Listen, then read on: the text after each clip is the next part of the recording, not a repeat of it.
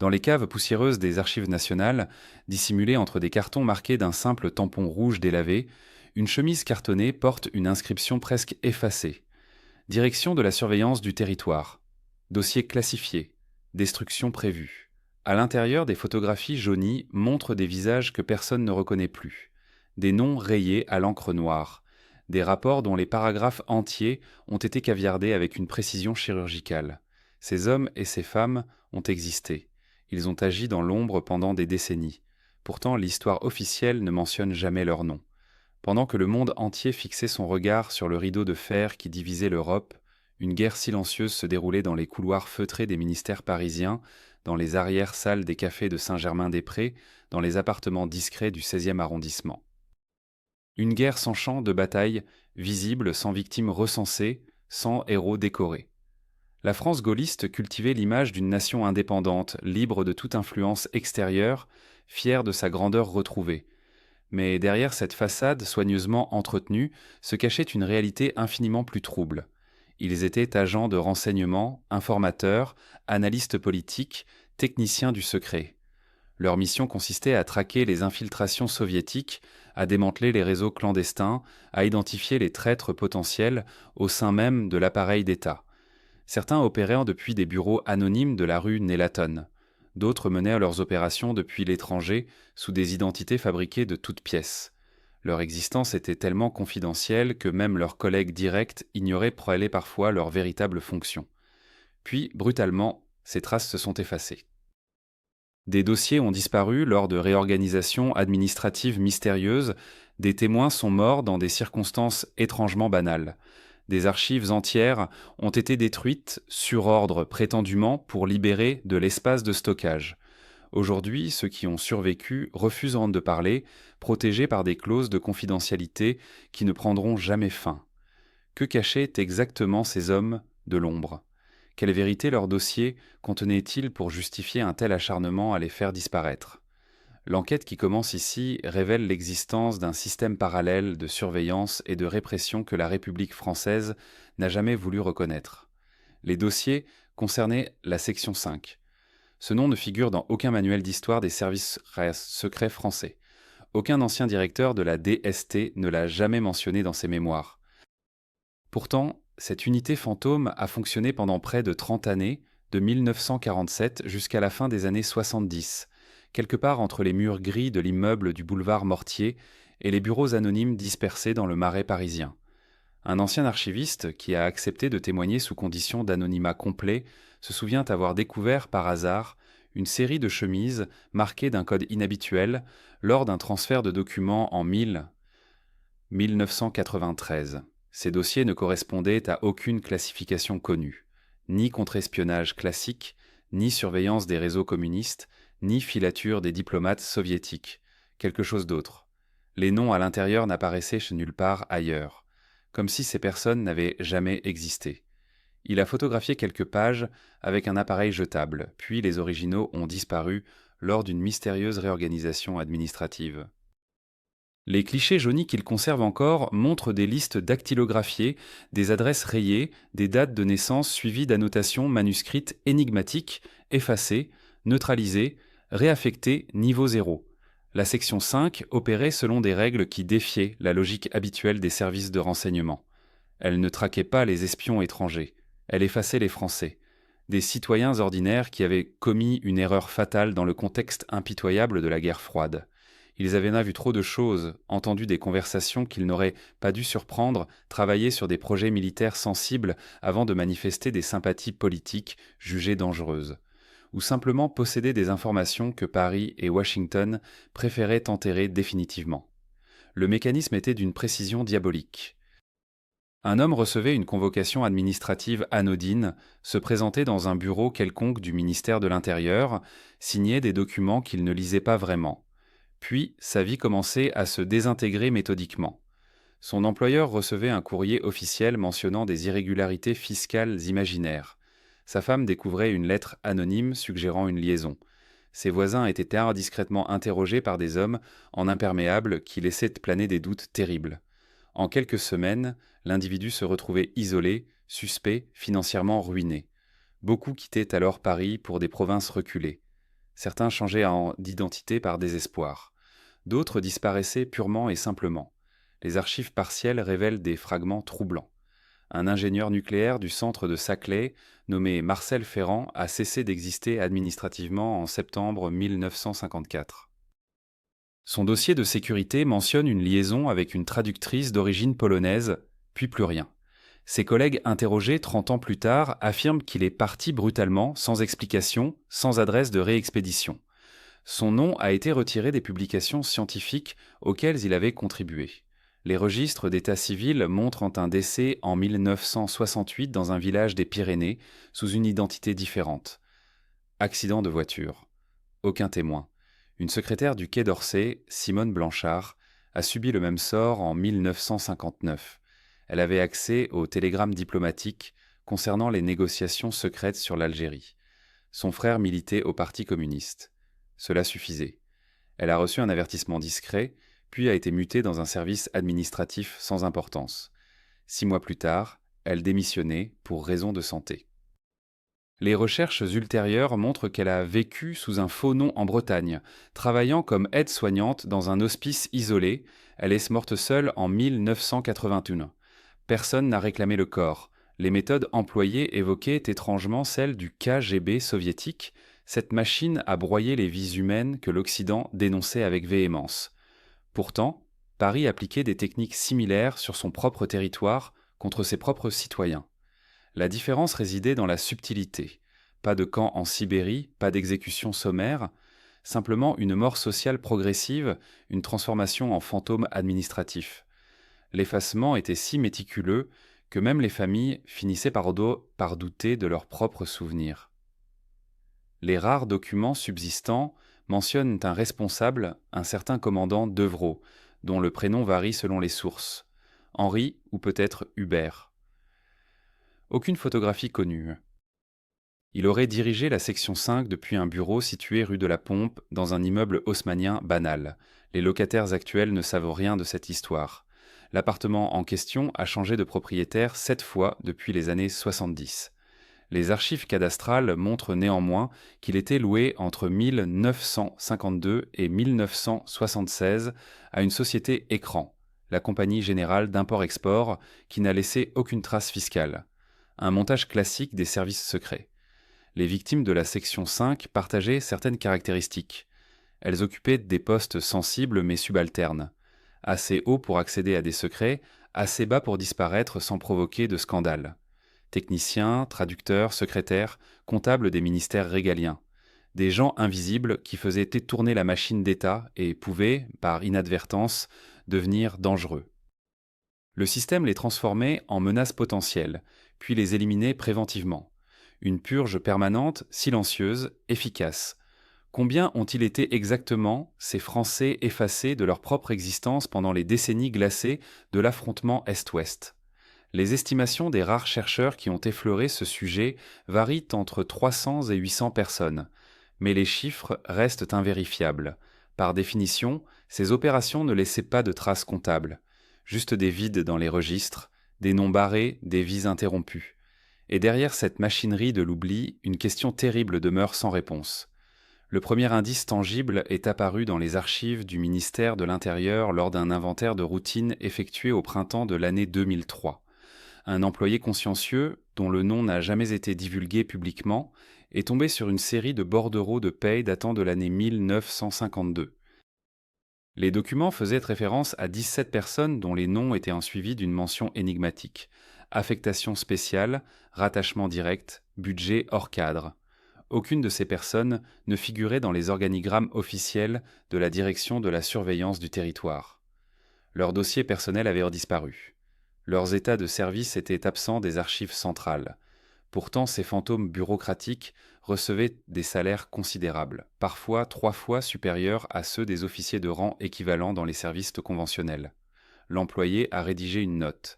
Cette note est montée jusqu'au cabinet du directeur adjoint, puis a redescendu avec une annotation manuscrite laconique.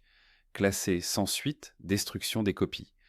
Mais l'homme a conservé un double qu'il a confié, plusieurs années plus tard, à un journaliste d'investigation travaillant pour un quotidien du soir. Le document n'a jamais été publié. Le journaliste a expliqué à ses proches qu'on lui avait conseillé de laisser tomber cette histoire. Il est mort 6 mois après d'un accident de voiture sur l'autoroute du Sud, dans des circonstances que la gendarmerie a qualifiées de banales, mais que sa famille a toujours contestées. Les témoignages directs sont rares. La plupart des acteurs sont décédés ou ont choisi le silence. Mais il existe des exceptions.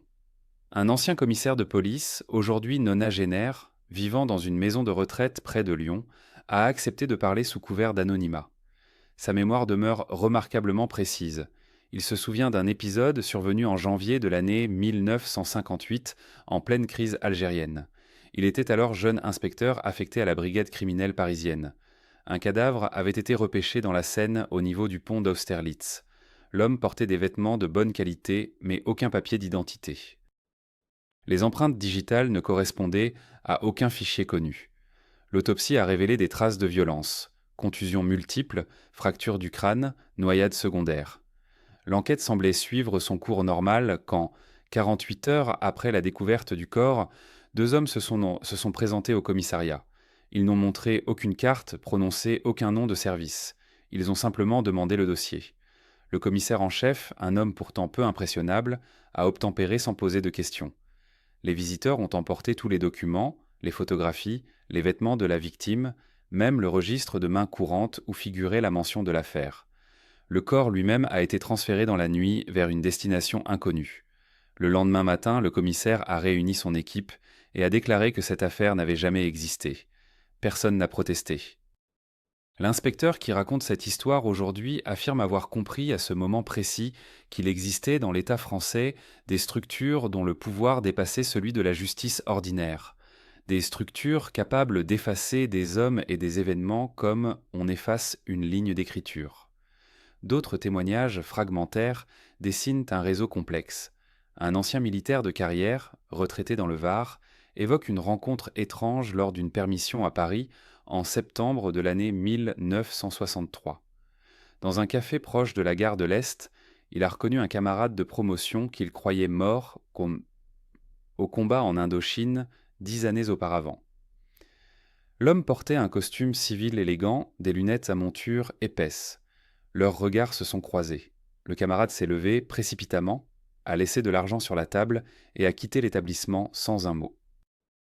Le militaire l'a suivi dans la rue, a tenté de le rattraper, mais l'autre a disparu dans la foule du boulevard. Le soir même, 2 agents en civil se sont présentés à son hôtel. Ils lui ont posé des questions sur sa journée, sur les personnes qu'il avait rencontrées. Ils n'ont formulé aucune menace explicite, mais le message était clair. Oublie ce que tu as vu. Les archives de l'état civil révèlent des anomalies troublantes. Entre les années 1947 et 1979, au moins 23 personnes ont officiellement changé d'identité en France selon une procédure administrative exceptionnelle réservée normalement aux témoins protégés dans des affaires criminelles majeures. Pourtant, aucune de ces personnes n'apparaît dans les dossiers judiciaires de l'époque. Leurs anciens noms ont été rayés des registres municipaux. Leurs nouvelles identités ont été créées avec un soin méticuleux, acte de naissance reconstitué, parcours scolaire inventé, historique professionnel fabriqué de toutes pièces. Certaines de ces personnes ont ensuite occupé des postes modestes dans l'administration, d'autres ont disparu complètement de la circulation publique. Un document exceptionnel a refait surface il y a une dizaine d'années lors de la succession d'un notaire parisien. Parmi les papiers personnels du défunt se trouvait une lettre manuscrite datée du 11 mai de l'année 1968, en pleine tourmente des événements. L'auteur, dont la signature demeure illisible, écrivait à sa femme. Il expliquait qu'il devait partir pour une mission indéterminée, qu'il ne pourrait pas donner de nouvelles pendant plusieurs mois, peut-être plusieurs années. Il demandait pardon pour le silence imposé.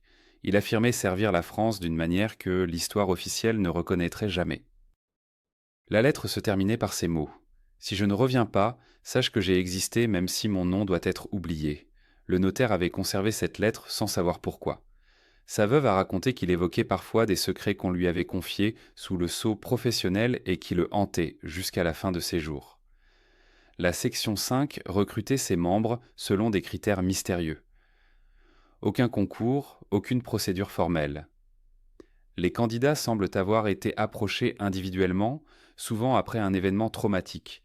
Disparition d'un proche, compromission involontaire, accident de parcours, on leur offrait une seconde chance, une nouvelle vie, à condition d'accepter l'anonymat absolu et l'obéissance sans question.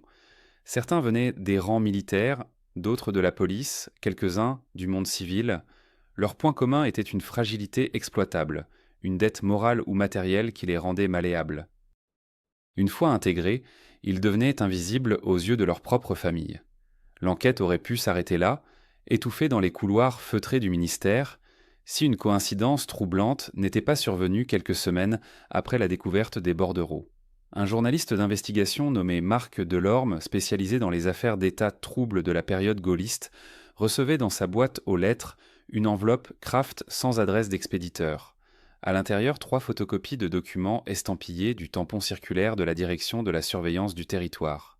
Les pages jaunies tournées portèrent des dates précises, 15 janvier 1954, 8 mars 1956, 22 novembre 1958.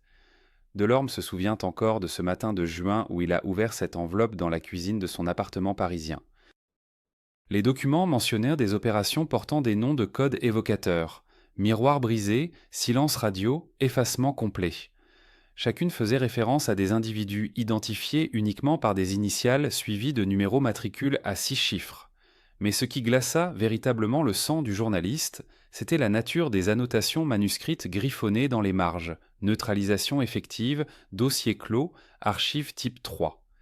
Les archives de type 3 désignaient, dans le jargon administratif français, des documents destinés à la destruction systématique après un délai de 25 ans.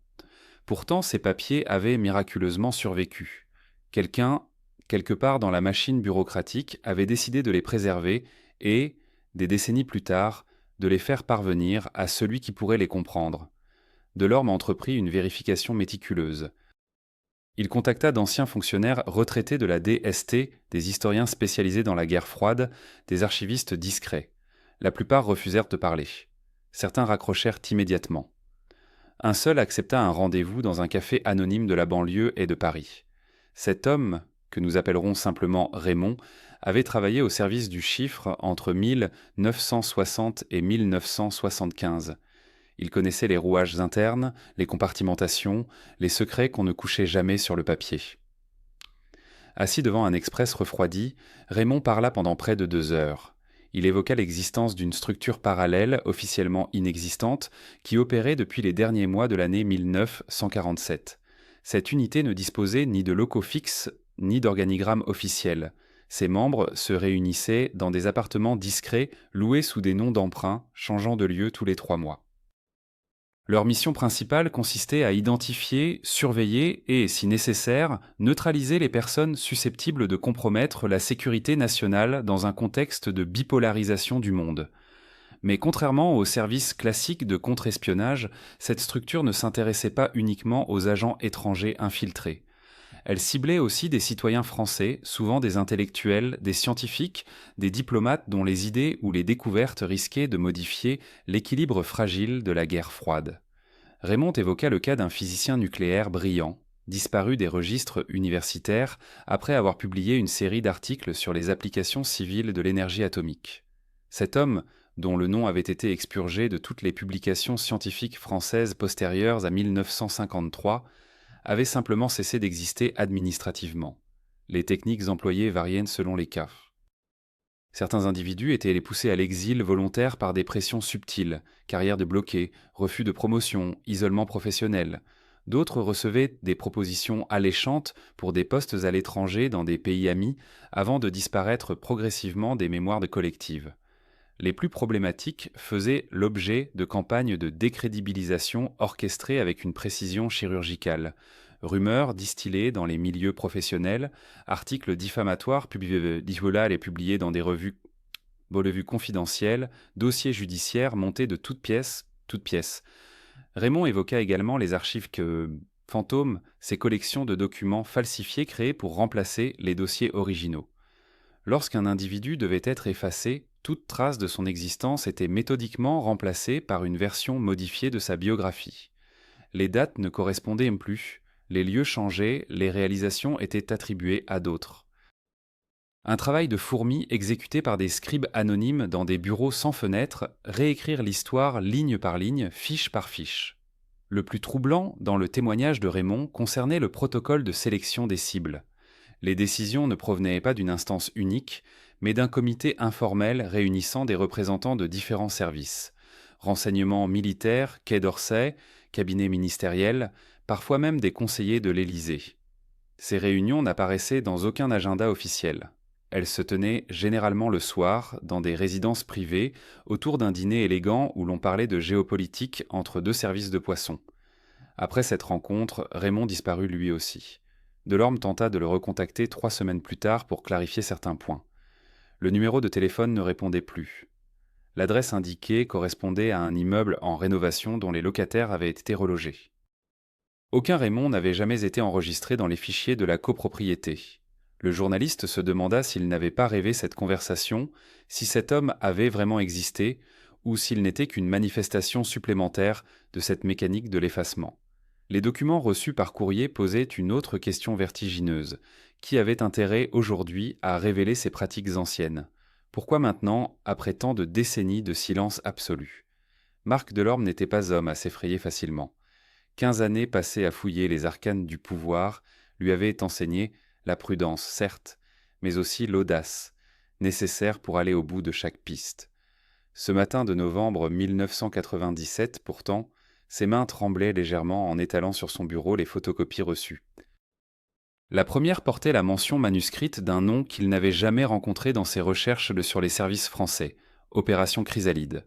La deuxième recensait 8 patronymes suivis de dates, toutes comprises entre 1958 et 1964. La troisième, plus troublante encore, présentait un organigramme incomplet d'une structure baptisée Bureau des Affaires réservées, reliée par des traits hésitants à la fois au cabinet du Premier ministre et à un sigle mystérieux, Section K. Les archives officielles ne mentionnaient nulle part l'existence de cette Section K.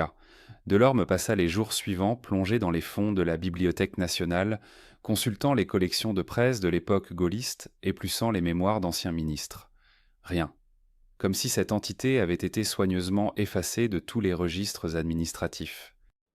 Ce n'est qu'en contactant un ancien du Quai d'Orsay, retiré depuis longtemps dans sa maison de Provence, que le premier fil se dénoua.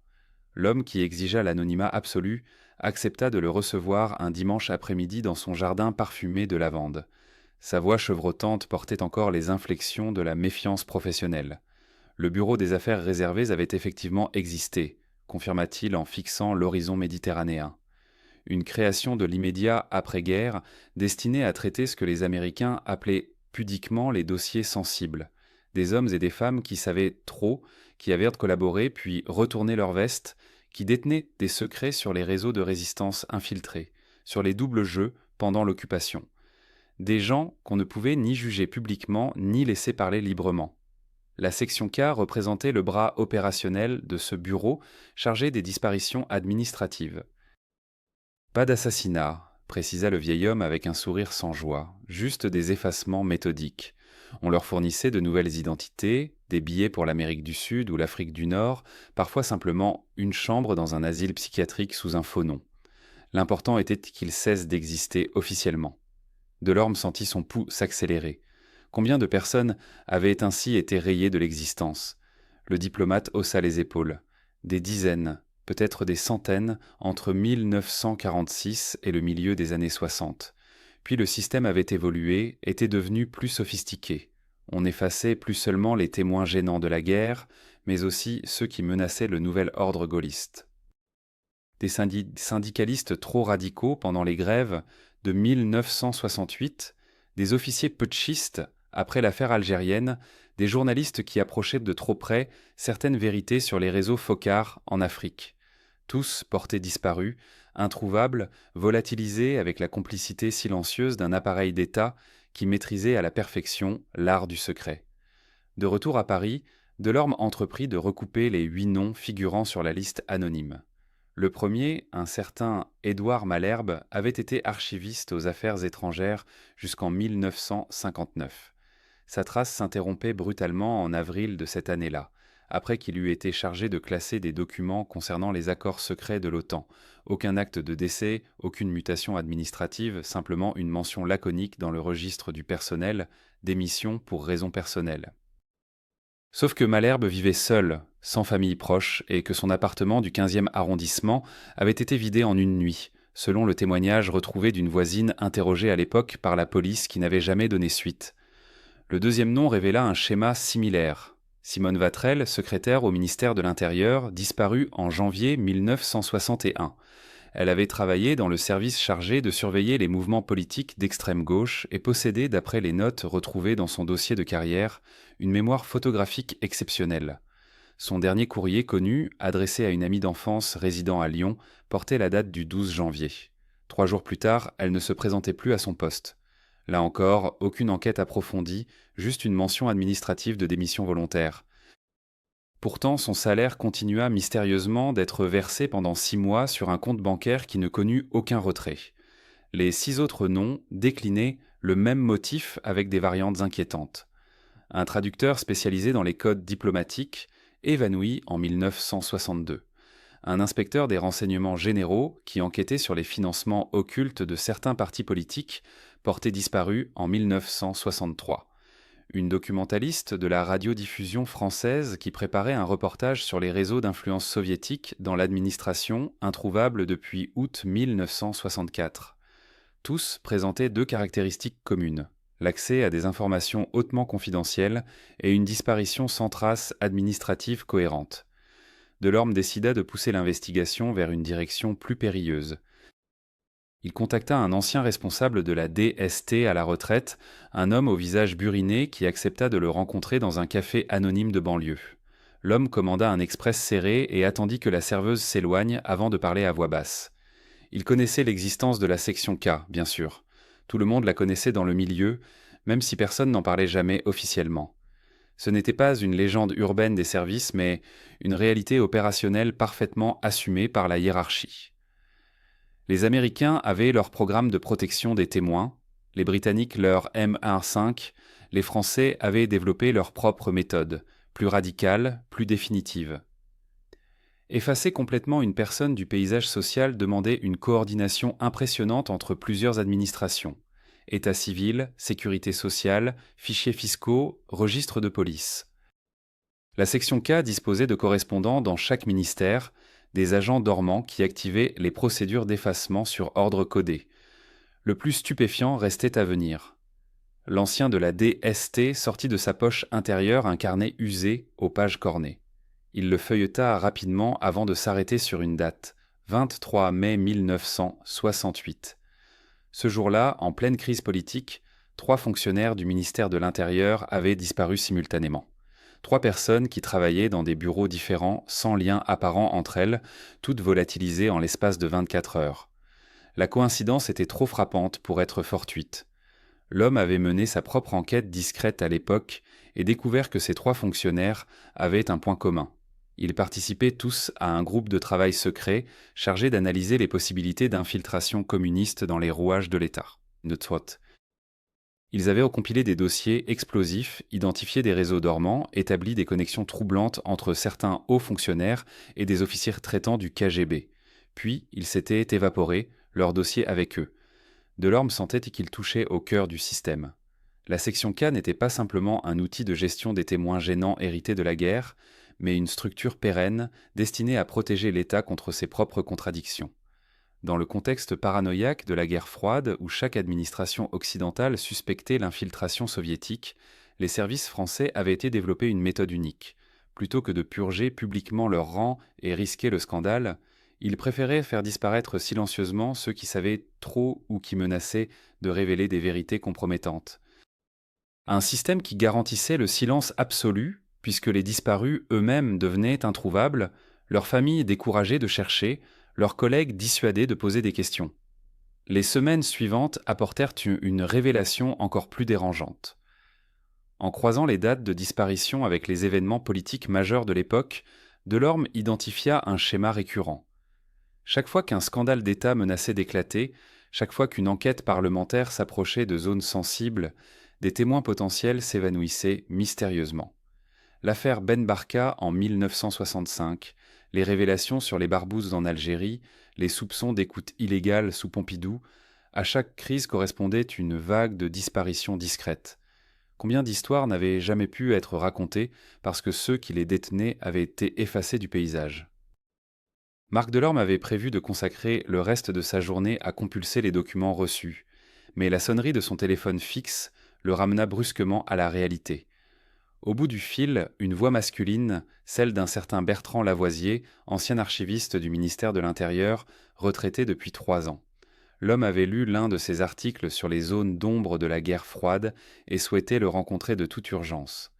Le lendemain même, ils se retrouvèrent dans un café discret du 15e arrondissement, loin des regards indiscrets. Lavoisier n'avait rien du retraité ordinaire. Son regard scrutateur et sa manière de jauger la salle avant de prendre la parole trahissaient des décennies passées dans les coulisses du pouvoir.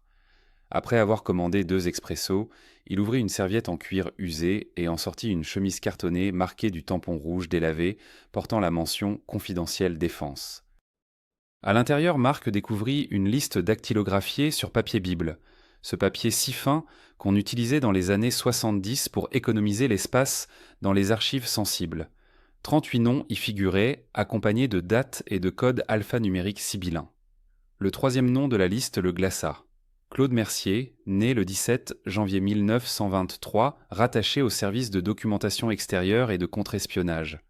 Date de cessation d'activité inscrite comme le 4 septembre 1958, suivie de la mention laconique « Réaffectation administrative niveau 0 ». Marc releva les yeux vers Lavoisier qui hocha la tête gravement. Cette expression n'existait dans aucun manuel officiel. Niveau 0 signifiait l'effacement total, l'expurgation complète des archives publiques, la transformation d'une existence documentée en fantôme bureaucratique. L'archiviste expliqua que cette liste lui était tombée entre les mains par hasard, lors du transfert d'anciens fonds vers le site de Fontainebleau au début des années 90. Elle aurait dû être détruite, mais quelqu'un l'avait dissimulée dans un dossier anodin concernant la rénovation des locaux administratifs. Un oubli miraculeux dans la machine implacable du secret d'État. Les noms répertoriés couvrirent la période allant de 1946 à 1979. Tous étaient des agents ayant travaillé pour les différents services de renseignement français, tous avaient reconnu cette mystérieuse réaffectation qui équivalait à une mort civile. Marc comprit immédiatement l'ampleur de la découverte. Il ne s'agissait pas d'un ou 2 cas isolés, mais d'une pratique systématique, d'une procédure établie pour faire disparaître ceux qui en savaient trop ou qui représentaient une menace pour l'équilibre fragile de la coexistence secrète entre services ennemis. Lavoisier révéla ensuite ce qui l'avait poussé à chercher un journaliste. 3 semaines auparavant, il avait croisé par hasard l'un des noms de la liste. Vivant. Bernard Courtois, ancien agent rattaché au service action du SDECE, officiellement décédé dans un accident de voiture en Algérie en 1961. Pourtant, Lavoisier l'avait formellement identifié dans une maison de retraite des Yvelines sous un nom d'emprunt. L'homme avait 79 ans, l'esprit encore vif, mais le regard hanté de celui qui avait trop longtemps gardé le silence. Après plusieurs visites, l'archiviste avait réussi à gagner sa confiance. Ce que Courtois lui avait raconté dépassait tout ce que Marc avait pu imaginer. À la fin des années 50, une cellule spéciale avait été créée au sein du SDECE, sans existence officielle, sans budget tracé, opérant dans les marges les plus obscures du renseignement français. Son nom de code, selon Courtois, était Groupe Mnémosyne, référence à la déesse grecque de la mémoire. Ironie sinistre pour une structure chargée précisément de faire oublier. Cette unité avait pour mission d'identifier et de neutraliser les agents français considérés comme compromis par leur contact avec les services soviétiques, mais également ceux qui détenaient des informations trop sensibles sur les arrangements secrets entre Paris et Moscou. La neutralisation ne signifiait pas nécessairement l'élimination physique. Le groupe Mnémosyne utilisait des méthodes plus sophistiquées, plus propres sur le plan politique. Réaffectation administrative, placement sous identité de couverture permanente, internement discret dans des établissements psychiatriques privés sous prétexte de dépression nerveuse. Certains étaient envoyés dans les colonies encore françaises ou dans les territoires d'outre-mer avec de nouvelles identités et l'interdiction formelle de revenir sur le continent. d'autres simplement radiés de tous les registres officiels, leur existence transformée en anomalie statistique, leur passé remodelé pour gommer toute trace compromettante. Marc examina attentivement les dates figurant sur la liste. Plusieurs concentrations apparaissaient clairement. L'année 1956 comptait 7 effacements, période coïncidant avec la crise de Suez et le rapport secret de Khrouchtchev dénonçant les crimes staliniens. Autre pic significatif en 1968, avec 9 noms rayés des archives entre avril et décembre, au moment où les services français découvraient l'ampleur de la pénétration soviétique dans les milieux intellectuels et politiques. Enfin, 5 disparitions administratives en 1974, l'année même où le KGB intensifiait ses opérations de déstabilisation en Europe occidentale. Lavoisier sortit un second document, encore plus troublant. Un mémorandum interne daté du 11 mars 1963, rédigé sur papier à en-tête du cabinet du ministre de l'Intérieur. Le texte, d'une froideur bureaucratique glaçante, évoquait la nécessité de renforcer les procédures de protection du secret concernant certaines catégories de personnel sensibles. La dernière phrase résonnait comme une condamnation sans appel.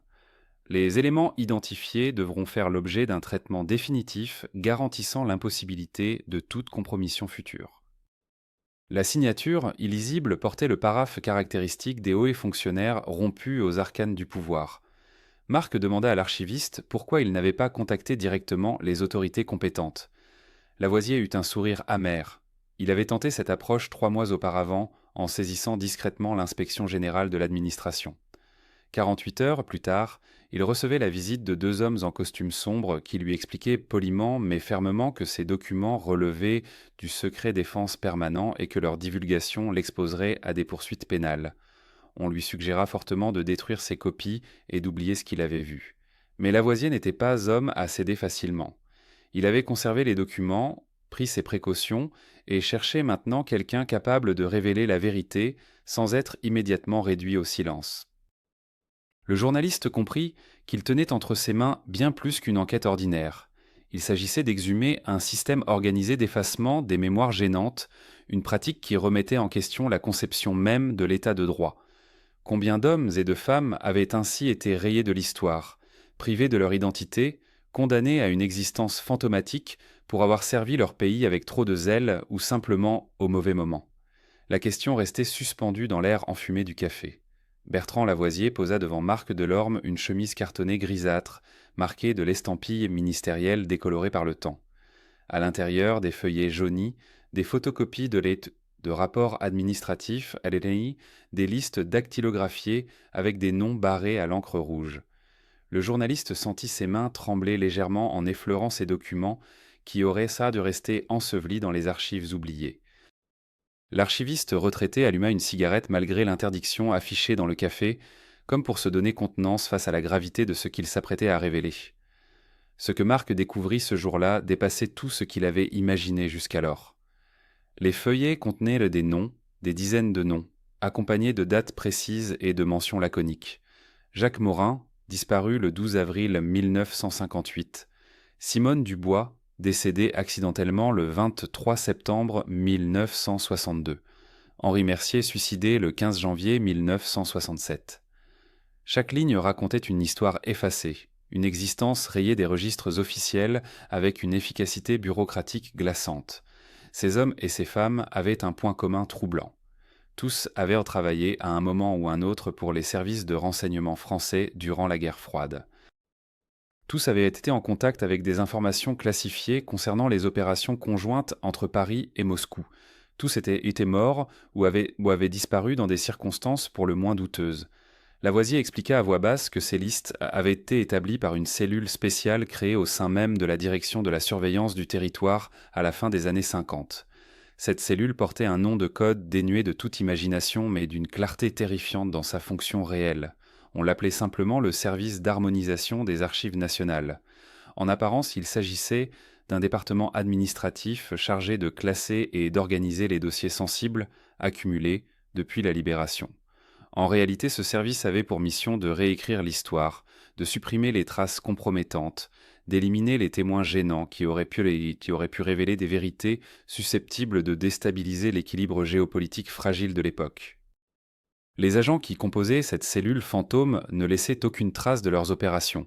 Ils agissaient sur ordre direct de l'Élysée, sans validation ministérielle, sans compte-rendu écrit, dans le secret absolu qui caractérise les actions les plus inavouables des États.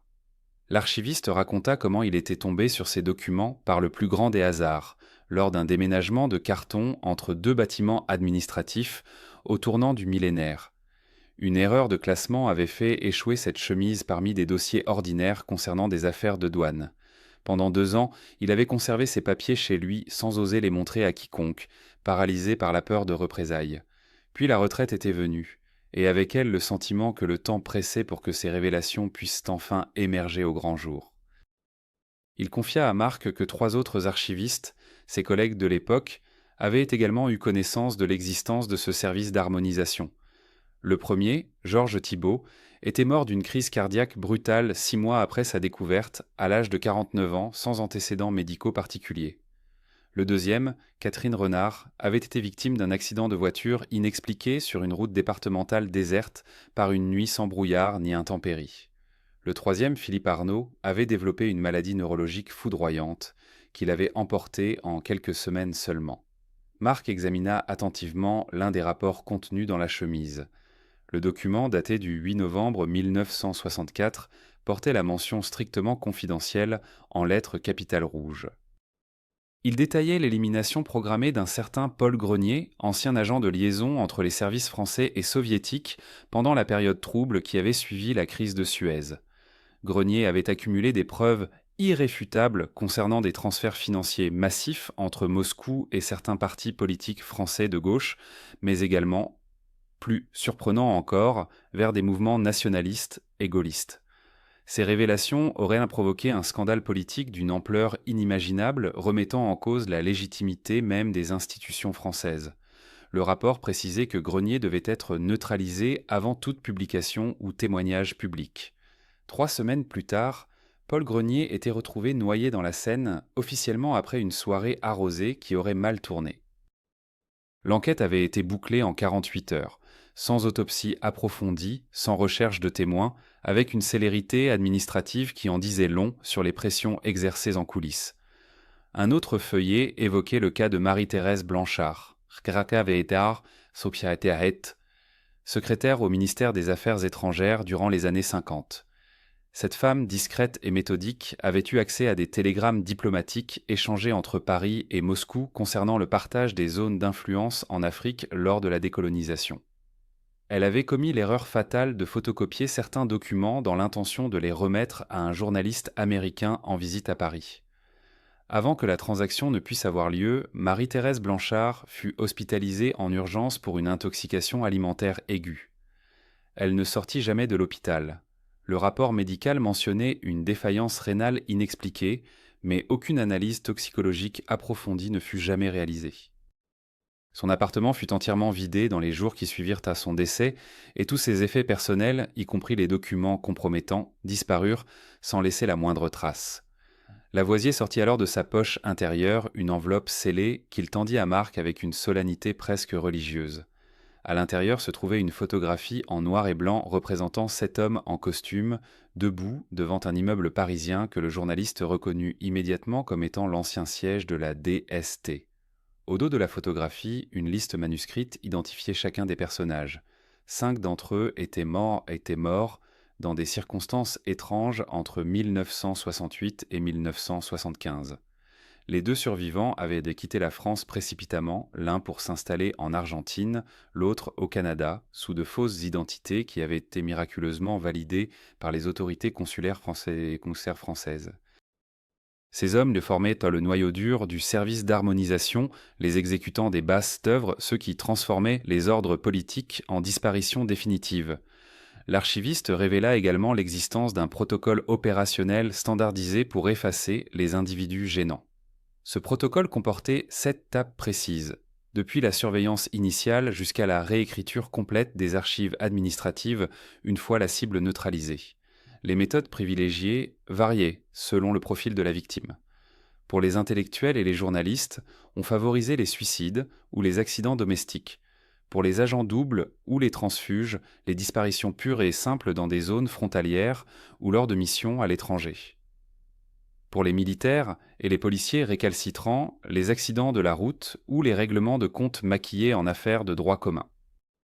Chaque élimination était soigneusement planifiée pour ne laisser aucune prise à une enquête sérieuse, aucun fil conducteur qui aurait pu remonter jusqu'au donneur d'ordre. Marc comprit alors que l'affaire Bergeron n'était que la pointe émergée d'un iceberg gigantesque. Ces pratiques d'effacement avaient perduré pendant des décennies, traversant les régimes et les alternances politiques sans jamais être remises en question. La raison d'État justifiait tout, légitimait l'innommable, transformait des fonctionnaires ordinaires en instruments d'une violence froide et méthodique. Le journaliste se demanda combien de vérités historiques avaient ainsi été enterrées, combien de destins avaient été brisés pour préserver des secrets qui, aujourd'hui encore, dormaient dans des coffres-forts gouvernementaux. Lavoisier lui confia qu'il existait probablement d'autres chemises similaires, dispersées dans différents dépôts d'archives à travers le pays, attendant qu'une main audacieuse ou maladroite les fasse ressurgir de l'oubli. En quittant le café ce soir-là, Marc Delorme serrait contre lui la chemise grisâtre comme un trésor inestimable et dangereux. Il savait que publier ces informations le placerait dans une position périlleuse, mais il savait aussi qu'il ne pourrait plus reculer désormais. Quelque part dans Paris, d'autres hommes observèrent peut-être ses déplacements, évaluèrent le risque qu'il représentait pour l'ordre établi. La machine à effacer fonctionnait-elle encore aujourd'hui? Marc feuilleta les pages suivantes et découvrit une série de clichés photographiques annexés au rapport. Des visages flous, pris à distance, certainement au téléobjectif depuis une voiture ou une fenêtre opposée. Des hommes en imperméable sombre, des femmes élégantes entrant dans des immeubles haussmanniens, des silhouettes attablées aux terrasses des cafés parisiens.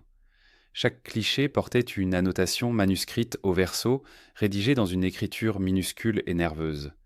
Bertrand désigna l'une des photographies du bout de son index jauni par la nicotine. Sur ce tirage en noir et blanc apparaissait un homme d'une cinquantaine d'années, cheveux grisonnants soigneusement peignés en arrière, costume 3 pièces impeccable. Il sortait d'un bâtiment dont la façade ornée de colonnes trahissait une fonction administrative importante. La notation précisait simplement un nom, Henri Malraux, et une date, le 15 octobre 1963. Aucun lien de parenté avec l'écrivain célèbre, précisa l'archiviste en exhalant un nuage de fumée bleutée.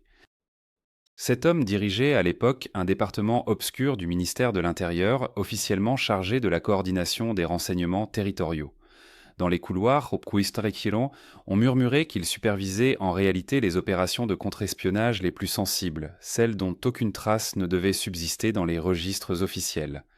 Marc examina d'autres photographies. Certaines montrèrent des rencontres discrètes dans des jardins publics, des échanges de documents à la sauvette devant des kiosques à journaux, des conversations chuchotées sur les quais de Seine. L'une d'elles captait un groupe de 4 personnes réunies autour d'une table dans ce qui ressemblait à l'arrière-salle d'un restaurant. La date inscrite au dos indiquait le 8 février 1968, quelques semaines avant que Paris ne s'embrase. Bertrand tapota cette image du doigt. Ces 4-là formaient le noyau dur de ce qu'on appelait en interne la cellule arctique. Leur mission consistait à identifier les agents dormants soviétiques infiltrés dans les administrations françaises, mais surtout à orchestrer ce qu'ils nommaient pudiquement les effacements biographiques. Le journaliste releva la tête brusquement. Des effacements biographiques.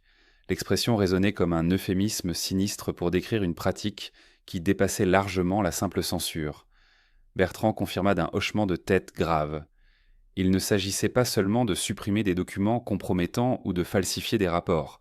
La cellule arctique disposait de moyens considérables pour faire disparaître toute trace d'existence d'individus jugés dangereux pour la sécurité nationale. Dossiers administratifs évaporés, archives municipales purgées, registres d'état civil corrigés, photographies retirées des collections officielles. Certaines personnes cessaient littéralement d'avoir jamais existé aux yeux de l'administration française. Le vieil homme sortit de la chemise un document tapé à la machine, criblé de ratures et de corrections manuscrites. Le papier pelure translucide avait conservé l'empreinte des touches métalliques, créant un relief tactile sous les doigts. Marc déchiffra l'en-tête, procédure standardisée pour neutralisation documentaire approfondie, et la date septembre 1966. Le texte détaillait avec une froideur administrative les étapes nécessaires pour effacer complètement un individu des archives nationales. Première phase, identification exhaustive de tous les documents officiels mentionnant le sujet. Deuxième phase, retrait systématique des pièces concernées dans les services centraux et déconcentrés. Troisième phase, destruction sécurisée ou modification des originaux. Quatrième phase, vérification et élimination des copies éventuelles détenues par des tiers. Mais la cinquième phase glaça le sang du journaliste. Elle portait un titre lapidaire, Traitement des témoins directs. Le texte expliquait qu'il convenait de dresser une liste complète des personnes ayant eu connaissance directe de l'existence du sujet ou de ses activités. Ces témoins devaient ensuite faire l'objet d'une surveillance renforcée et, si nécessaire, d'interventions préventives destinées à garantir leur silence définitif. Le document employait des formules codées, relocalisation temporaire, hospitalisation prolongée, accident de circulation. Bertrand souffla lentement la fumée de sa cigarette vers le plafond jauni. On ne parle pas ici de simples menaces ou de pression psychologique. Plusieurs personnes figurant sur les listes de témoins directs ont connu des fins brutales et inexpliquées. L'archiviste étala devant Marc une nouvelle série de documents, des coupures de presse jaunies, extraites de journaux locaux. Le premier article, tiré d'un quotidien de province daté du 23 novembre 1969, relatait la noyade accidentelle d'un fonctionnaire des archives départementales dans la Loire. L'homme, âgé de 38 ans, avait apparemment glissé sur la berge boueuse lors d'une promenade nocturne. Aucun témoin, aucune circonstance suspecte selon le rapport de gendarmerie. Pourtant, griffonné dans la marge du document par une main anonyme, figurait ce commentaire énigmatique: avait consulté le dossier Malherbe 2 jours avant décès. Un autre article, provenant cette fois d'un hebdomadaire parisien de juin 1973, évoquait le suicide d'une ancienne secrétaire du ministère de l'Intérieur. Elle s'était défenestrée de son appartement du 6e étage dans le 14e arrondissement. Les voisins la décrivaient comme une femme discrète et équilibrée, nullement sujette à la dépression. Là encore, une note manuscrite dans la marge précisait qu'elle avait travaillé directement sous les ordres d'Henri Malraux entre 1962 et 1967, période cruciale pour les opérations de la cellule Arctique.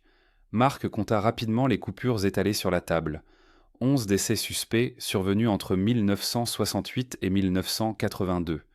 Noyade, suicide, accident de voiture, crise cardiaque foudroyante chez des hommes en parfaite santé.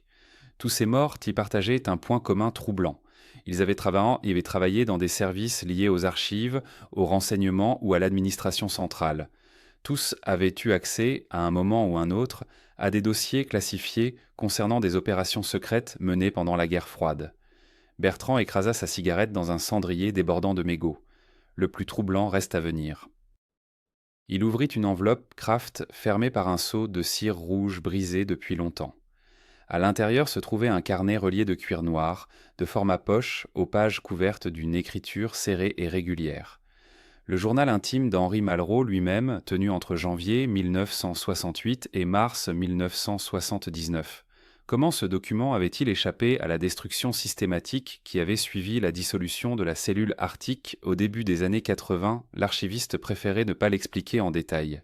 Disons simplement qu'il existe toujours des hommes de conscience, même dans les services les plus opaques, murmura-t-il. Le journaliste ouvrit le carnet au hasard et tomba sur une entrée datée du 12 mai 1969. L'écriture trahissait une certaine tension, les lettres plus anguleuses que sur les pages précédentes. Malraux y consignait ses états d'âme après ce qu'il appelait l'opération Colombe Noire. Nous avons neutralisé aujourd'hui le dernier témoin direct de l'affaire Deschamps. Les remords me tenaillent, mais la raison d'État l'exige.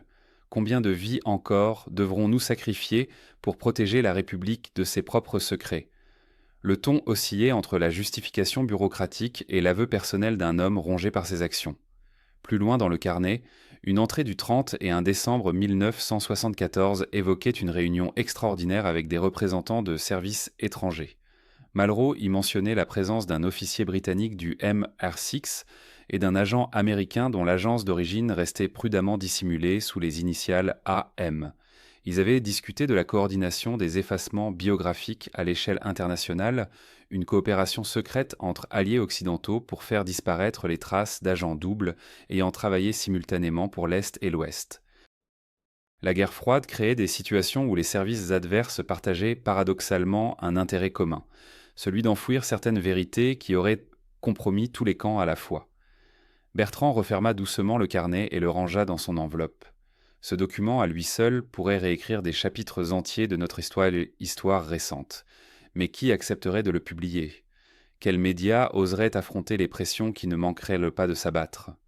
Le vieil archiviste fixait Marc avec une intensité dérangeante, comme s'il tentait d'évaluer la détermination du journaliste face aux obstacles qui se dresseraient inévitablement.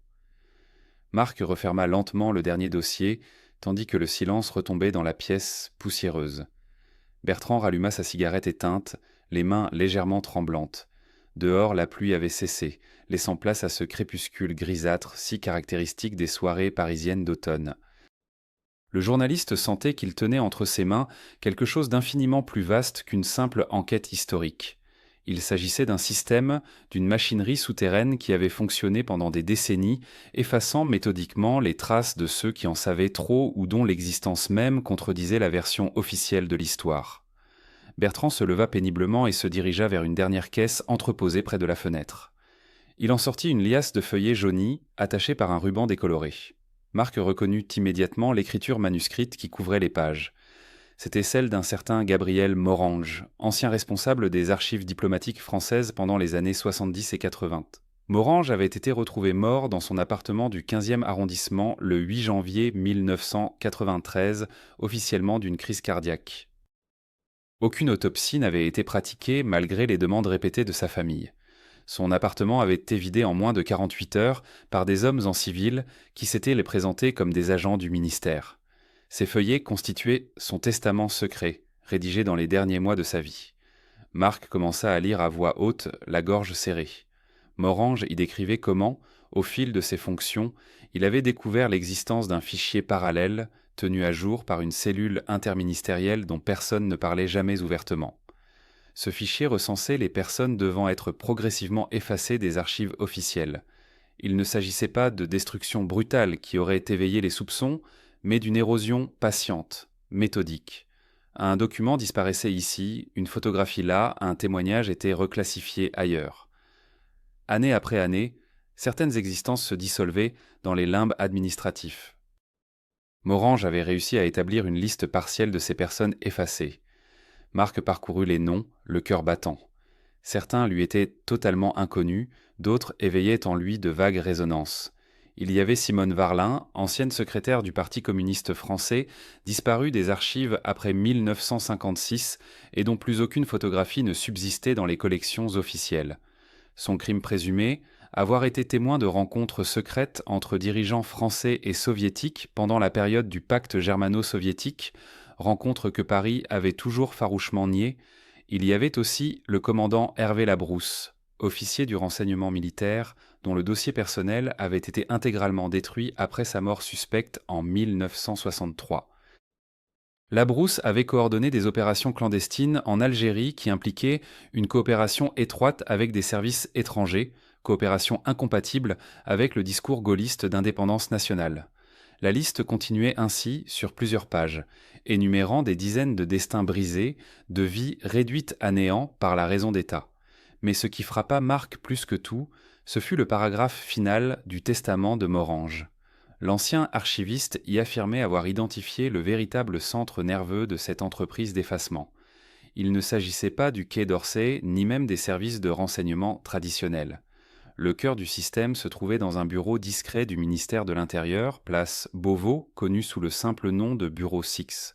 Ce service, officiellement chargé de la coordination administrative, abritait en réalité une unité spéciale dont la mission exclusive consistait à gérer ce que Morang appelait l'hygiène mémorielle de la République.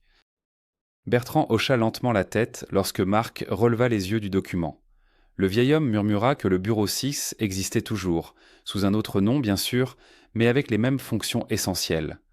Les méthodes avaient évolué avec la numérisation des archives, devenant à la fois plus subtiles et plus efficaces. Il était désormais possible de modifier rétroactivement des bases de données entières, de faire disparaître des millions de références d'un simple clic, sans laisser la moindre trace physique. L'ère numérique n'avait pas tué le KGB français de la guerre froide. Elle l'avait simplement rendu invisible. Marc demanda pourquoi Morange avait été éliminé précisément en janvier 1993, 2 ans après l'effondrement de l'Union soviétique. Bertrand répondit d'une voix fatiguée que c'était justement à cause de cet effondrement. Avec l'ouverture partielle des archives soviétiques, certains documents compromettants pour la France risquaient de refaire surface.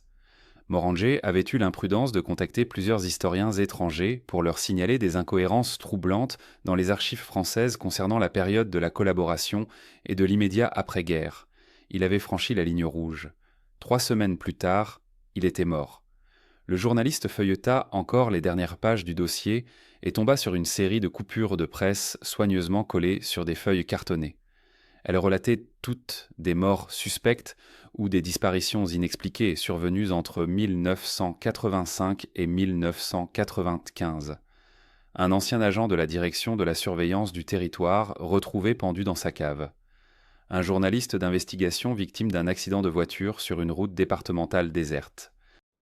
Une archiviste emportée par une crise d'épilepsie alors qu'elle n'avait jamais souffert de cette maladie.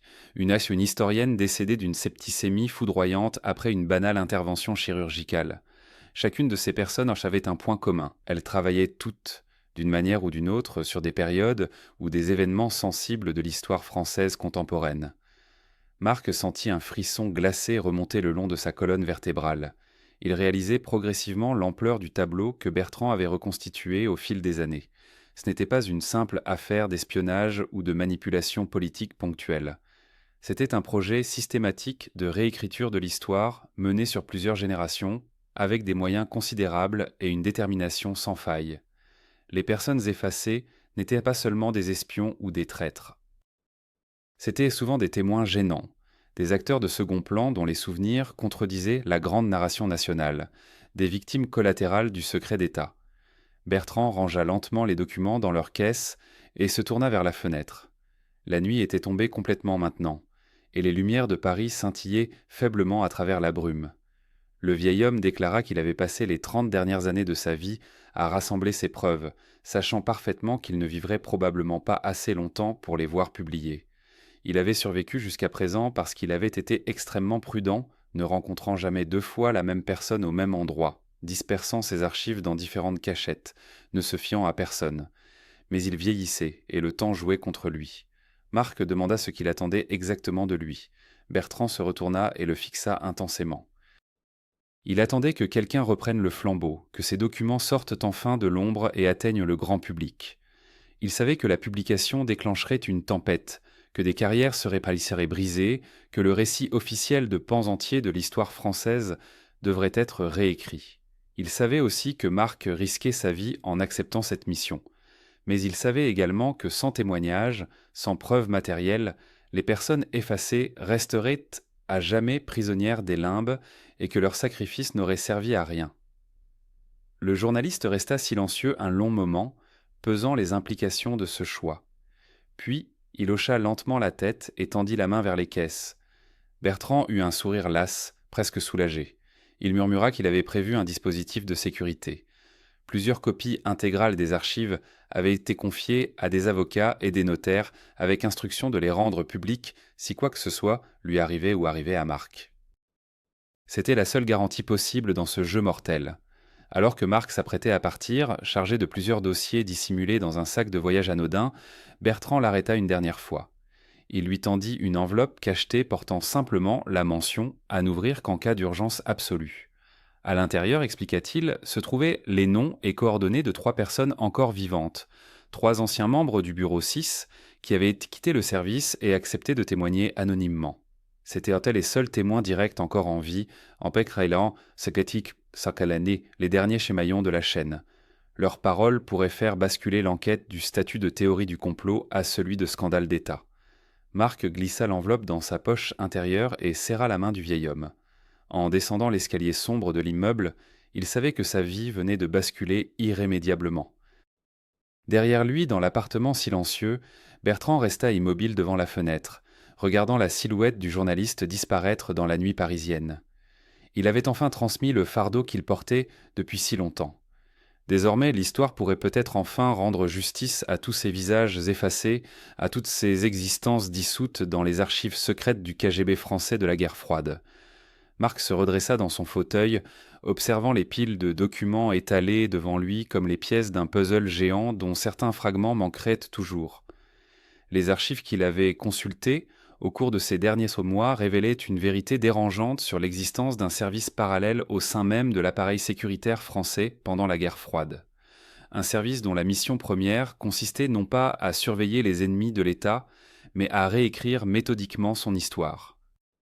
Les noms gommés des registres officiels, les photographies retouchées mais avec une précision chirurgicale, les biographies expurgées de toute trace compromettante formaient un tableau glaçant de manipulation historique à grande échelle. Des hommes et des femmes qui avaient réellement existé, qui avaient combattu dans la résistance, participé à la reconstruction du pays ou occupé des postes stratégiques, avaient été progressivement effacés de la mémoire collective par des fonctionnaires anonymes opérant depuis des bureaux discrets du 7e arrondissement. Bertrand éteignit sa cigarette dans le cendrier débordant et se leva lentement, s'approchant de la fenêtre. La ville s'étendait devant lui, paisible et indifférente, comme si les secrets enfouis dans ses entrailles administratives n'avaient aucune importance. Pourtant, combien de familles ignoraient encore aujourd'hui que leurs ancêtres avaient été victimes de cet effacement méthodique? Combien de contributions cruciales sur l'histoire nationale demeurait attribuée à d'autres, tandis que les véritables acteurs dormaient dans des tombes anonymes. Le journaliste savait qu'il ne pourrait jamais publier l'intégralité de ses découvertes. Certaines archives restaient déclassifiées jusqu'en 2065, d'autres avaient probablement été définitivement détruites. Les témoins directs de cette époque avaient presque tous disparu, emportant avec eux des fragments irremplaçables de vérité. Restait cette question lancinante qui le hantait depuis le début de son enquête. Cette pratique avait-elle vraiment cessé avec la fin de la guerre froide? Voilà donc ce qui se cache derrière les façades respectables de nos institutions démocratiques, un système d'épuration mémorielle qui a fonctionné pendant des décennies, effaçant consciencieusement ceux qui dérangeaient, qui savaient trop ou qui représentaient simplement une version embarrassante de l'histoire officielle. La vérité complète ne sera peut-être jamais connue. Merci infiniment d'avoir suivi cette enquête jusqu'au bout. Si cette investigation dans les coulisses secrètes de notre histoire vous a captivé, n'hésitez pas à vous abonner à notre chaîne pour découvrir d'autres révélations troublantes sur les mystères du passé. Un simple clic sur le bouton d'abonnement nous permet de continuer ce travail de mémoire. Laissez également un pouce bleu si ce documentaire vous a interpellé et surtout, partagez dans les commentaires votre point de vue. Pensez-vous que tous les secrets de cette période nous ont été révélés ?